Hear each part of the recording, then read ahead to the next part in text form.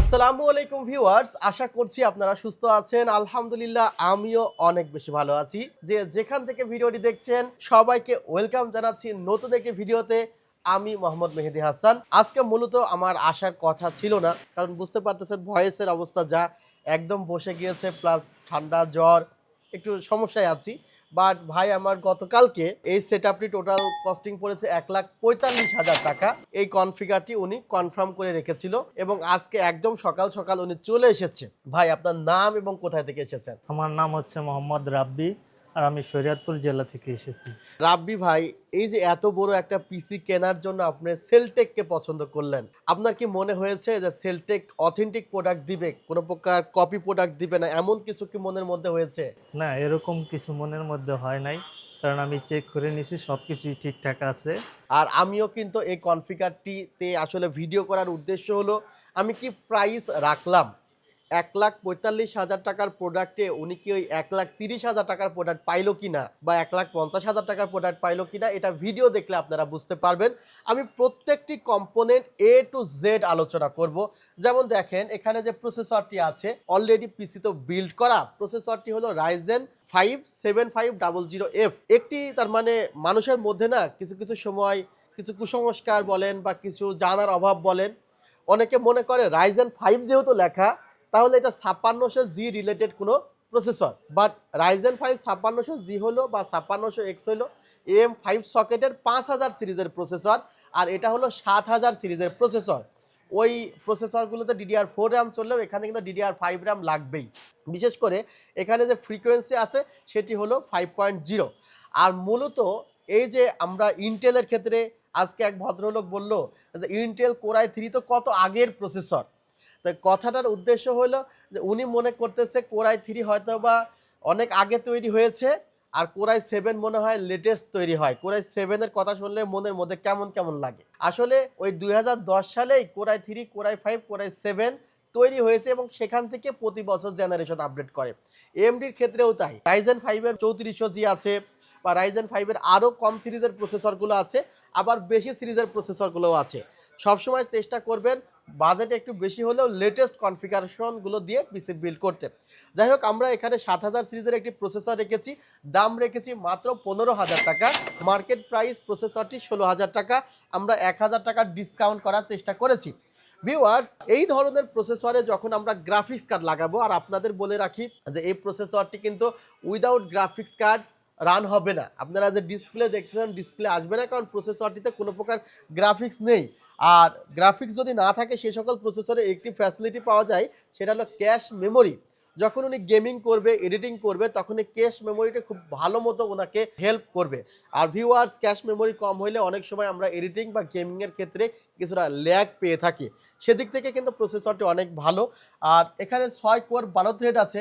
আমি একদিন একটি কাস্টমারকে দেখলাম যে তিনি এই ৬ কোর ১২ থ্রেড দেখে 8500G প্রসেসর না নিয়ে উনি ৫৭০০G নিল। এখন সবসময় তো আর জোরাজুরিও করা যায় না, এক্সট্রা অতিরিক্ত গায়ে পরে বোঝানোও যায় না। কেউ যদি নিজে থেকে না বুঝে, যে ভদ্রলোক মনে করতেছে আমার তো রাইজেন 7 এর ৫৭০০G-তে ৮ কোর আছে, ১৬ থ্রেড আছে, তাহলে ৮ কোর ১৬ থ্রেডই তো পাওয়ারফুল হবে ৬ কোর ১২ থ্রেডের চেয়ে। আসলে শুধু ওই কোর আর থ্রেডের উপরে বিবেচনা করে কিন্তু একটি প্রসেসরকে কখনো তার শক্তি মাত্রা নির্ধারণ করবেন না। আর যেহেতু আমি গ্রাফিক্স কার্ড রাখবো, প্রসেসরের উপরে প্রেশারটা বেশি যাবে, সেহেতু একটি সিপিইউ কুলার দরকার। আর আমরা এই বাজেটের মধ্যে যে সিপিইউ কুলারগুলো পাই সেখানে সিঙ্গেল ফ্যান দেওয়া থাকে, বাট গেমডিয়াসের এই সিপিইউ কুলারটিতে কিন্তু ডাবল ফ্যান আছে।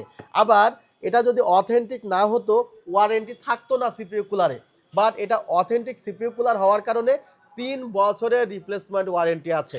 বুঝতে পারতেছেন, খরচ একই বাট ফ্যাসিলিটি বেশি। এরপরে আমরা তো যেহেতু এখানে RTX 5060 এবং এটা একটা 8GB DDR7 এর গ্রাফিক্স কার্ড, সেহেতু পাওয়ার সাপ্লাই ৪-৫ হাজার টাকা নিলে একটু রিস্ক হয়ে যায়, চলে যায়। এখানে ভ্যালুটা ৭০০ ওয়াট হইলে চলে যেত, বাট আমরা একটু ব্র্যান্ডের উপরে ট্রাস্ট করতে চেয়েছি। সেই জায়গায় অ্যান্টেক তো একটি ইন্টারন্যাশনাল ব্র্যান্ড এবং 80+ bronze certified power supply, warranty আবার দ্বিগুণ। দেখা যায় ৫,০০০ টাকার মধ্যে ৭০০ ওয়াটে ওয়ারেন্টি ৩ বছর থাকলে এখানে ওয়ারেন্টি আছে ৬ বছর। ৬ বছর কীভাবে দেখাবো? এভাবে ৬ বছর।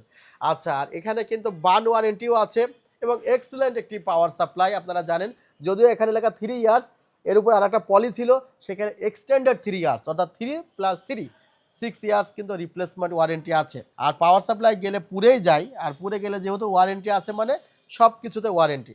আর ভাই আমার মূলত লাইভ স্ট্রিমিং করবে, গেমিং করবে, সেহেতু ওনার তো ফেসও দেখাইতে হবে, সে কারণে আমাদের কিন্তু পছন্দ ছিল লজিটেকের C270 একটি দারুণ ওয়েবক্যাম, যে ওয়েবক্যামটির প্রাইস ধরা হয়েছে মাত্র 2100 টাকা।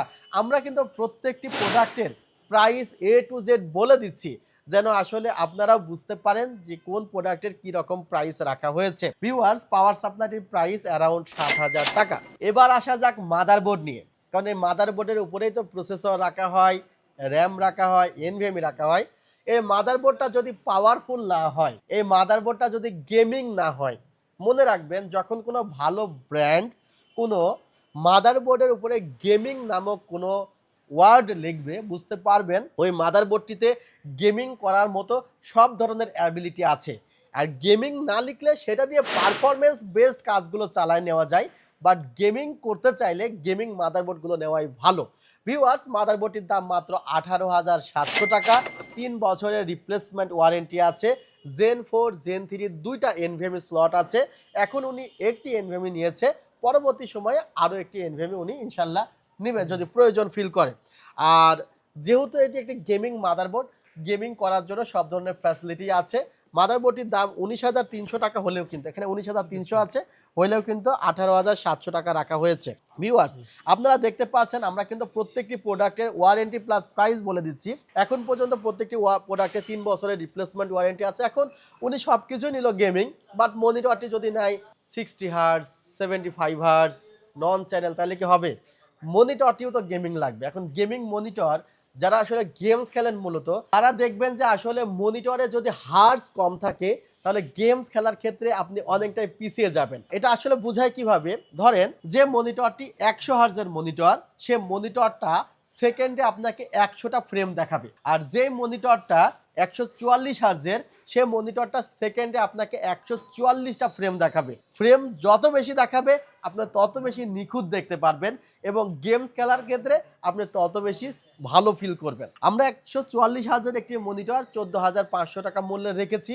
3 বছরের রিপ্লেসমেন্ট ওয়ারেন্টি আছে, এবং এটাও কিন্তু একটি গেমিং এডিশনের মনিটর, ভেলুটপ ব্র্যান্ডের 3 বছরের ওয়ারেন্টি আছে। ভিউয়ার, এরপরে গ্রাফিক্স কার্ড নিয়ে কথা বলা যাক। গ্রাফিক্স কার্ড কিন্তু DDR6 এর গ্রাফিক্স কার্ডগুলো একটু কমের মধ্যেও আছে, বাট পারফরমেন্স যেহেতু ম্যাটার করতেছে আর বাজেটটা একটু যেহেতু বেশি, সেহেতু আমরা এখানে DDR7 এর একটি গ্রাফিক্স কার্ড রেখেছি।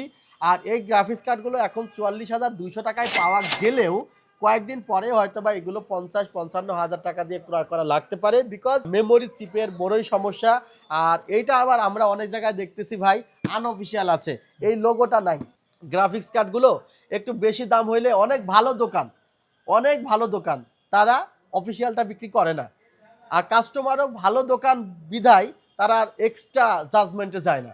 তারা মনে করে যে সবই তো ঠিক আছে, 5060 ঠিক আছে, তাদেরকে বোঝানো হয় এভাবে। আপনি অফিসিয়াল দেখি করবেন, আমাদের কাছে আসবেন, ওয়ারেন্টি তো 3 বছরেরই আছে। বিষয়টা বুঝলেন? আসলে অফিসিয়াল প্রোডাক্টের গুরুত্ব অনেক বেশি, যখন সমস্যায় পড়বেন তখন বুঝবেন, তার আগে বুঝবেন না। 44,200 টাকা পড়েছে অফিসিয়াল গ্রাফিক্স কার্ড 5060। আচ্ছা, ক্যাসিংটা রাখা হয়েছে নুবিয়ার একটি ক্যাসিং, 5টি 8GB ফ্যান সহকারে, এবং 4,000 টাকা প্রাইস পড়েছে। আমরা একটি কিবোর্ড রেখেছি, আমরা কিবোর্ডটি একটি মেকানিক্যাল কিবোর্ড রেখেছি, 2100 টাকা প্রাইস।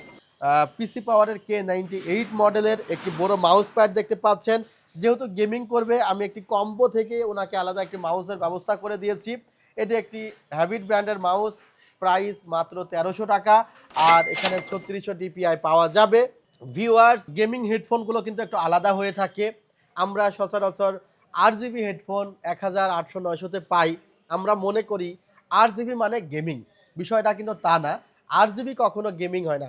গেমিংগুলো 8GB হয়, বাট 8GB মানে গেমিং এই বিষয়টা তা না। 3250 টাকা প্রাইস পড়েছে। এটা এক্সা ব্র্যান্ডের এবং মডেলটা হলো E4। সে সব বিষয়গুলো বিবেচনা করে আপনারা দেখবেন এখানে কিন্তু কোনো নর্মাল প্রোডাক্ট ইনক্লুড করা হয় নাই। ভাই, লাস্ট আপনার একটা রিভিউ চাই কাস্টমারদের উদ্দেশ্যে, যে আসলে কেমন লাগলো আমাদের এখানে। আমার কাছে অনেক ভালো লাগছে, আপনারা আসবেন, এগুলো নিয়ে আমার কাছে অনেক ভালো লাগতেছে, খুবই ভালো প্রোডাক্ট, আর দামও অনেক কম রাখতেছে। আর একটা বিষয় কিন্তু আপনারা খেয়াল করবেন, প্রত্যেকটা প্রোডাক্ট অফিসিয়াল। শুধু এই প্রসেসরটা অফিসিয়াল আসে না, এছাড়া এখানে যে প্রোডাক্টগুলো আছে সকল প্রোডাক্ট কিন্তু অফিসিয়াল, কারণ অফিসিয়াল প্রোডাক্ট আর আনঅফিসিয়াল প্রোডাক্ট কখনো এক হয় না। সো অফিসিয়াল প্রোডাক্ট অনুসারে সেলটেকে সবসময় বেস্ট প্রাইস পাবেন। আর একটা প্রোডাক্ট নিয়ে কথা বলতে ভুলে গিয়েছি, সেটা হলো র্যাম। বর্তমানে র্যামের যা বাজার, এখানে 16 GB টিম ব্র্যান্ডের র্যাম রাখা হয়েছে, DDR5 5600 মেগাহার্জ, দাম ধরা হয়েছে 18,000। এখানে একটি কিংসম্যান ব্র্যান্ডের 1 TB NVMe রাখা হয়েছে, যার মার্কেট প্রাইস হলো 13,500, আমরা রেখেছি মাত্র 12,000। এই মিলাইয়া টোটাল কনফিগারটি আমরা সাজিয়েছি 1,45,000 টাকায়। আর টোটালি ডেসক্রিপশন বক্সে প্রত্যেকটা প্রোডাক্ট সম্পর্কে দেওয়া থাকবে, চাইলে আপনারা ডেসক্রিপশন বক্স ফলো করতে পারেন। আর ভাইয়ের মতো বাজেট না থাকলে কোনো কোনো জায়গায় আপনারা স্যাক্রিফাইস করতে পারেন, আর ভাইয়ের চাইতে ভালো বাজেট হইলে কোনো কোনো জায়গায় আপ করতে পারেন। যেমন এখানে আর একটা 16 GB র্যাম নিলে 18,000 টাকা, এখানে যদি NVMe বা SSD ইনক্লুড করতো, এখানে আরও বড় মনিটর নিতে পারতো। আসলে ভালোর শেষ নাই, বাট বাজেট অনুসারে এটা সেরা হয়েছে। আমাদের ঠিকানা new elephant road, Subhash orchid, ICT Bhaban, level 7, 703-4 728-40। ভালো থাকবেন, সুস্থ থাকবেন। আল্লাহ হাফিজ, আসসালামু আলাইকুম রহমতুল্লাহ।